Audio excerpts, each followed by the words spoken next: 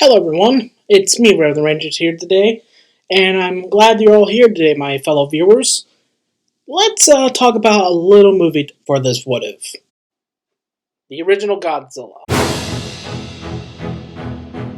Godzilla 1954, or Godzilla King of the Monster, or in the original Japanese name Gojira, is best known as one of the most iconic movie monsters of all time, and it's a very memorable film that carries on to this day. What's interesting about this Godzilla film is that it's made by people who witnessed the horrors of an actual atomic bomb during the Second World War. And funny enough, when I was searching around for World War II horror films, Godzilla was listed as one of them, which is actually kind of fascinating to think about it. This film has been talked about by many reviewers time and time again. So, you're probably thinking so are you going to do a review of it or something? Not exactly. This one's going to be something different. If you can tell by the title, this is going to be What If Godzilla Survived the Oxygen Destroyer? In this What If story, this is basically about Godzilla, aka the original Godzilla, which survived throughout from the Showa series all the way until 1998 or 1999 during Destroy All Monsters. I'm not sure which one is which. If you guys know the year of when Destroy All Monsters take place, please leave it down in the comments below. You're probably thinking is this going to be like Godzilla vs. Mechagears? No, actually, again, as I said this is going to be like the Shoutout series version where it goes from this movie all the way to Destroy All Monsters by the timeline. Not Terra Mega Godzilla. That actually takes place during the past. I'm also going to take some creative liberties from other series, like a little bit of the Monsterverse. Not a lot, but a little bit. And you're probably thinking, wait, Godzilla surviving the Oxygen Destroyer? How? Well, if anyone has not seen Godzilla King of the Monsters, this is kind of a minor spoiler, but here's basically why I'm going with this. I started this What If from after seeing Godzilla King of the Monsters. You see, in the movie, they actually used the Oxygen Destroyer to try to kill both Godzilla and King Ghidorah. Unsuccessfully, mind you. It did injure Godzilla, but it did not kill him, which is something that I was kind of surprised. But Godzilla did manage to survive nonetheless, but he couldn't go back to the surface because he was really weak from the attack. With this new knowledge, mind you, this could be possible for the 1954 Godzilla could survive. Note, this video is also kind of inspired by Matsuko S's What If Dragon Ball videos, so I wanted to try to do something like this, but with Godzilla. One last reminder, and this is going to be the focus of this theme: mental illness. You see, Godzilla, or specifically the 54 Godzilla, has mental illness that I will categorize in this category right now. Paranoid schizophrenic, shell shock, which is post-traumatic stress disorder, depression, anxiety, and even phobia of lights. Bright lights. Put these all five categories together, and you basically got an unstable, giant, 100-foot kaiju that is just unstable. Yeah, this sounds like I'm making this up, but it's true. If you watch the original Godzilla, there are some lines by Dr. Imani where he stated that Godzilla is bothered by bright lights. So, yeah, it's crazy. The reason why I'm mentioning this because mental illness is a real thing, and for my viewers that are watching this, if you guys are suffering with depressions or anything that's bothering you, then please pause the video and try to seek help with a loved one or family, or if it gets really bad, take me for example, I was suicidal in the past, then be sure to check out the Creepy Reading's video of this scam thing he did, where he mentions the suicide call thing, so you can call to seek help. I mean, that's what I wanted to just say right now. But that's basically it. If you guys still want, like I said, if you guys need help, the links are right here on the screen and on the videos down below. Now that out of the way, let us begin this fanfic story. What if Godzilla survived the Oxygen Destroyer? The story begins after Godzilla attacked Tokyo City, where he literally liberated and destroyed everything in his path, like you see in the movie. So basically, it all goes normal. However, you'd be wrong. Afterwards, Godzilla then makes his way back in the ocean, where Dr. Serizawa at first didn't want to use the Oxygen Destroyer for obvious reasons. We'll get to that subject with him keeping secrets in the next part after this Godzilla story. So back with the topic.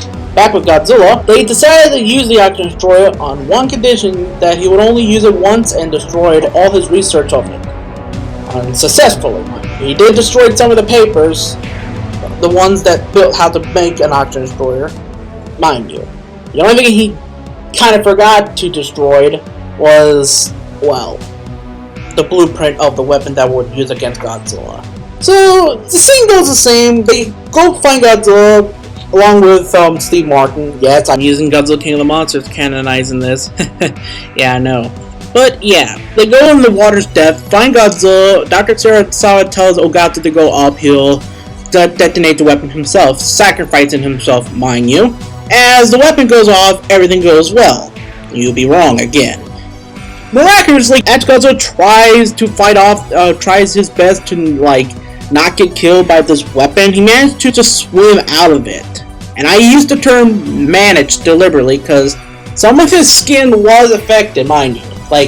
It nearly killed him, but he managed to escape. But to the humans' knowledge, they did not see Godzilla. They thought he died underwater. So, to the humans' knowledge, Godzilla's dead. But in reality, he survived and went hiding. Following after Godzilla was declared dead by the public's eyes, the city of Tokyo was basically left in quarantine, meaning that nobody could live there because, according to the JSDF, who was guarding that area, it was highly radioactive left by Godzilla. The radiation will still be affected and will be like this for the next 3 months. A state meeting was also held by those who were witnessed the Godzilla attack. Even the American news reporter Steve Martin, who was the only American to actually witness the Godzilla attack. So they discussed a situation if, in case of a scenario of a second Godzilla shows up, they would be ready and plan a countermeasure in order to not deal with the monsters. That being, they'll have to shut off all electricities, because again, as I mentioned before, stated by Dr. Yamane, Godzilla was affected by the hydrogen bomb. The lights around the city could somewhat trigger a PTSD if another was like it. They agree with it. But other nations outside of Japan didn't show up. Well, some did, but the two major powers like America and Russia, they didn't see this as a real threat. They just see this as a mild inconvenience. They basically just see this as some local urban legend just gone too far. So they didn't focus on that. Even though their weaponries were kind of responsible for literally causing Godzilla to attack. Yeah. So yeah. As I'm going to let this audio by OmniViewer explains about the Cold War in this sense. Credit goes to OmniViewer. If you want to see the video where I'm going with this, the links will be in the down below. The Cold War was still young, but very active. The Korean War had just ended, communist witch hunts were sweeping the United States, and the Soviet Union was encroaching wherever it could. As you know, the capitalist United States and communist Soviet Russia were diametrically opposed to each other, and their empires bordered the two largest oceans in the world. At the time, Japan couldn't really pretend like the conflict had nothing to do with them. They were a hop, skip, and a jump away from the major communist nations, and America had a plethora of military bases on and around their little islands. These were nations armed to the teeth with weapons of war and enough nukes to destroy the world several times over. And what did Japan have, you ask? Well, after World War II, their military was dissolved, so they had diddly squat. So from their perspective, two titans were fighting for supremacy, and their poor defenseless little island was caught in the middle of it.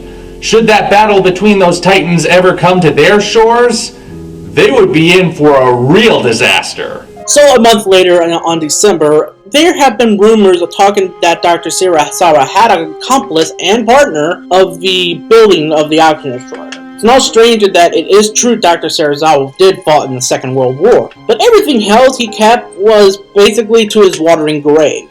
However, the last person that ever reported him asked him if he had an accomplice / partner in building this weapon. He declined and says that that's just made up. However, what they didn't know is that after the death of Dr. Serizawa, someone actually spoke out and explained who he was. This man, a former Nazi SS officer / scientist, was known only as Richtofen Frankenstein.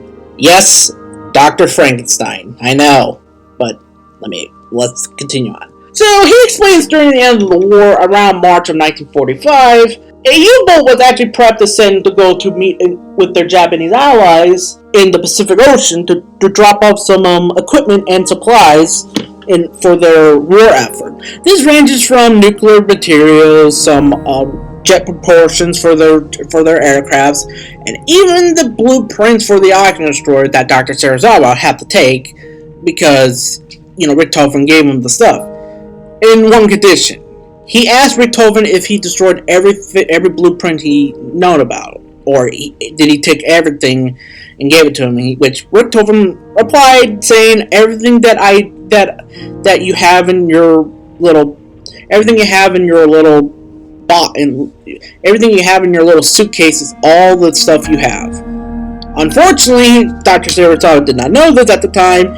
Before they were about to leave, Richthofen managed to take some notes and write everything down about the oxygen destroyer, so in case if he does die, he could probably just build it without him. Yeah. The old saying, keep your friends close and your enemies closer. And before Serizawa would leave, he actually made a little sample of the oxygen destroyer prototype he came up with. That was it? That was what I've been looking for! I've done it! I've done it! So the German U-boat, along with Dr. Serizawa, make their way back to Japan to meet up with their Japanese allies. A Japanese submarine will be waiting for them, that being the class I-400. Yes, this was a real ship, I'm not kidding. The U-boat arrives about 2 months later on May 3rd, 1945. A Japanese recon plane spotted them and managed to land right beside them so the I-400 could meet up with them right by them. So the workers and scientists all begin to make their way to the Japanese submarine and also parting their ways and give farewell to their German colleagues. But they had to move quickly as during this, a convoy of American ships led by an aircraft carrier was spotted not far from them. So the two submarines decided to make haste back to their respective countries. The Japanese submarine along with Dr. Serizawa, head back to Japan. As for the U-boat, unfortunately for the German U-boat that would return back to Germany, how can I say this bluntly? By the time that they got back, Germany already lost the war. And Hitler committed suicide along with his wife, Abraham Braun. Hell, I think even before they were right back in Germany, I think Hitler was in his bunker still bitching about Blue Nova's Godzilla Heisei videos. Das war ein Befehl! Der Angriffssteuer war Befehl! Back in Japan, it's August 6, 1945. During this time, Serizawa actually quit the Japanese military and decided to move back in his home of Tokyo, which at that time Tokyo was already been attacked by bombing raids by B-29 bombers, so luckily his home wasn't that damaged. So Serizawa would keep his previous life as fighting for the war a secret, and the only one that did was his close friend Emiko. Meanwhile, in Hiroshima in that same time, the team was actually being worked on Project Frankenstein as they were about to make a super soldier that would literally not die. As the progress was being successfully, almost completely, unfortunately, or in this case, thankfully, the Americans bombed their first ever tactical nuclear weapon on the city of Hiroshima.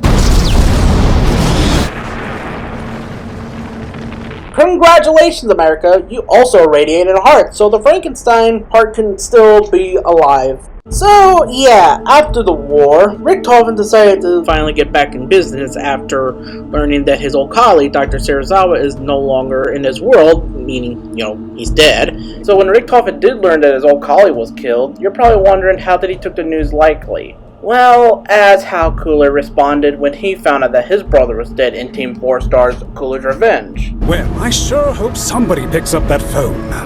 Do what? Because I f***ing called it! The man was a total psychopath and relished the power and potential that the weapon could have. With his rival out of the way, he can finally start getting back in business and even manage to have some help and funding from his communist friends as he began his own military organization. This isn't just any terrorist organization, this is a collaboration of former Nazi war machines with help of the Soviet Union. Because, just like Hitler, Stalin was basically power hungry. And also some aid from North Korea. Of course. This organization would later be dubbed the Red Bamboo. In the first act of this new order, they then began to loot Dr. Serizawa's homes of all of his possessions to find any clue of the oxygen destroyer's whereabouts. As they tried their best, they managed to find some items, being the small balls they would house the weapon that Dr. Serizawa used to test it on those fish, and also some charred remains, or what's left of the papers of the weapons of the components and how it works. Luckily for Richtofen, he did have the notes with him that he kept ever since that day he wrote before Serizawa had to take the weapons, blueprints, and, etc. And also, they also issued an order to arrest anybody that knew or last spoke to Serizawa. During this time, Emiko and Ogato had to move away because they were suspicious that they were being stalked or watched, leaving, her father behind. Luckily, her father did not know anything about Serizawa. The only thing he did know is they used the weapon against Godzilla. They didn't know anything about it. The only ones that did knew of Serizawa's livelihood were Emiko and Ogata, which, again, as I stated, they move away and live to America for safe refugees. So, with no one around, they decided to go talk to anybody who actually spoke with him. Some people, like the news reporter that actually met with Serizawa, was denied of any knowledge, or would later be interrogated by the Red Bamboo's Secret Service. And as for anyone else who did know him, like some other folks, even Steve Martin was kind of nervous to be out in public because he thought that he was being stalked by this agency known as the Red Bamboo's Secret Service, which is basically it's like the Kaiju, but worse. However, as this is all going by, as the years following, Japan gets back to normal as the city of Tokyo was now declared clean and now can be rebuilt and be livable now. Everything seems to be going back to normal. Time has passed since the Godzilla attack of Tokyo, and, the oxygen destroyer was used. Unfortunately, during this time, fishing for food, because Japanese fish markets need food for them to sell the food for the people. That has been unsuccessfully lately because the water were contaminated by the oxygen destroyer. Yes, the weapon itself, even after it was used, it's still a threat to the ecosystem. So the two fishermen decided to make camp nearby the glacier to take rest and, because they've been flying a lot. Unfortunately, surprisingly for those two people, they managed to discover another Godzilla as it was fighting a ankylosaur dubbed Anguirus. They decided to theorize what these monsters were, and they even asked Dr. Yamane his opinion of what can we use against the second Godzilla, and he tells them without the weapon to use against the first Godzilla, there's basically no stopping this. So in order to avoid this, they actually had a plan which they had back in that press con meeting about a year ago, where they would have to turn off the power of the city around the nearby big cities. If this thing is just like the first Godzilla, bright lights could actually be affected to it. So they turn everything off. However, an explosion accidentally happened, which triggers somewhat of a minor fireball, which actually lured the second Godzilla from the water, falling with anger. So the two monsters would actually duke it out, and basically this fight scene is basically similar how it plays off in Godzilla Rise Again. But as Godzilla is about to kill Anguirus, they all stop as they hear a sound. This sound, at first it sounds like bombs were going off, but it's actually the works of a footprint. It's getting closer and closer. And then they notice something coming from the water, a light, and comes out.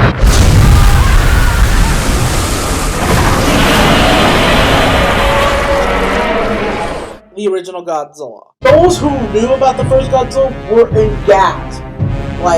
This was the monster that they thought it was killed. But surprisingly, here it is. It had some minor scars, but it looks like it's somehow managed to survive the oxygen destroyer. So Godzilla does make landfall on Osaka. The other Godzilla, along with this Godzilla, is surprised to see another member of his species, but he ain't here to breed. He wants a fight. Godzilla was actually having a nice nap, but their fighting actually woke him up. Honestly, to those who actually knew about the first Godzilla, I wouldn't be surprised if they were like this. This is getting out of hand. Now there are two of them. So yeah, as the monster is about to duke it out, the first one that makes the first move is Anguirus, and he's literally charged towards Godzilla. Unsuccessfully, the two do duke it out, but the other Godzilla tries to fight the first Godzilla as the two Godzilla try to fight. I mean, this is like a triple threat match. The only difference is Anguirus was literally getting away from on one of the monsters. This fight does get bloody at the point where it literally gets so annoying that Anguirus is in the way. They decided to use their atomic breath, which annihilates everything. I mean, literally, like, Anguirus is caught in the blaze, and literally he is dead. Like, he is vaporized. The atomic breath also spreads throughout the entire city, literally making it into a little definition of hell. I mean, it's so bad that it can literally be seen for miles. Like, yeah, it's that bad. The two Godzillas will literally fight until the very end. This is basically more than Gargantuous than Godzilla. And it is brutal fight. This is basically a fight of which one is the more superior Godzilla. Considering the fact that the first Godzilla, or Shoutout, is a little bigger than the second Godzilla we currently know from the show. So, with that knowledge, the two Kaijus are literally digging out, even though with the first Godzilla has the advantage of size, but as for like speed, not so much. I mean, he can move, but he isn't as nimble as his smaller counterpart. This fight continues on until it goes from all the way where they will fight later in the ocean, as the two would literally like submerge down to the water and never be seen.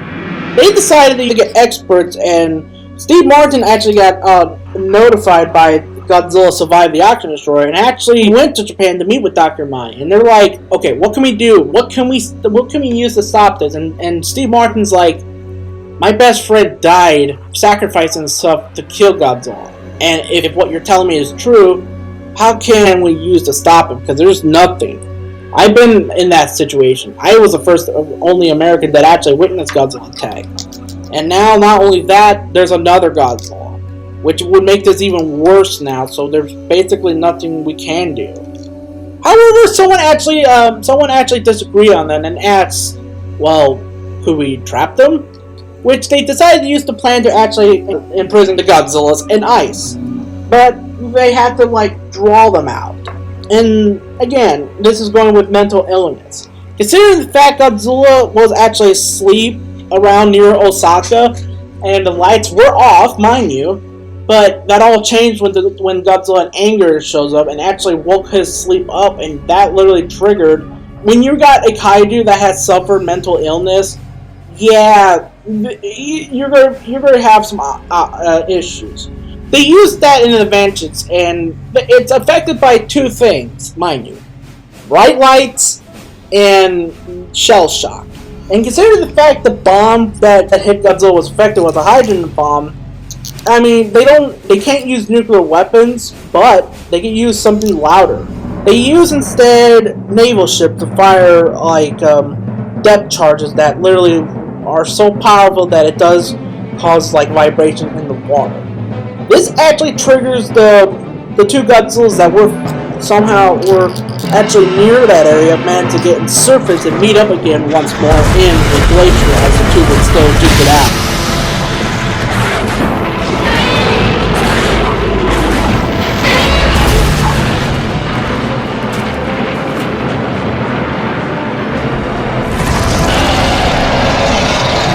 So the Japanese Air Force used this for their advantage and decided to bomb them and try to trap them.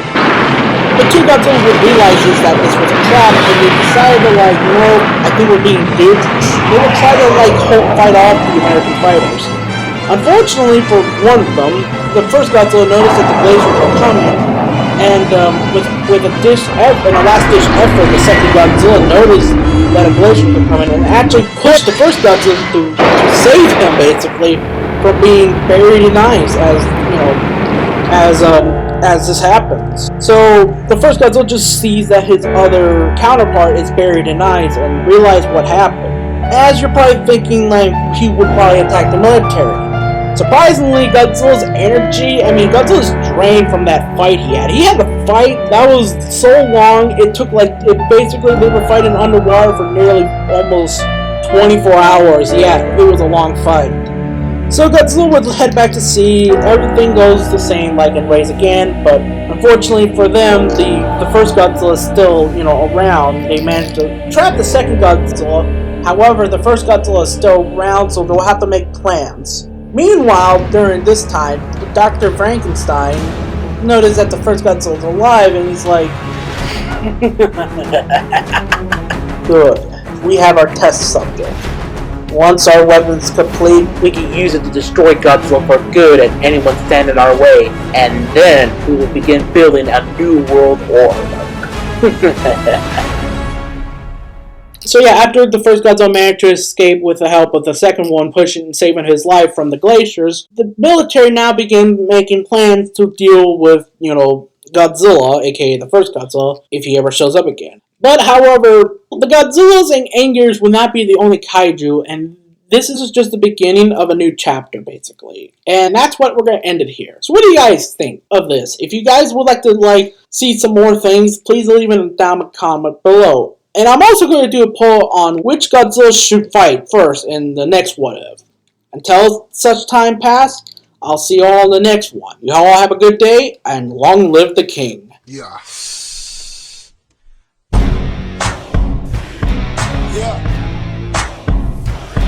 Chip,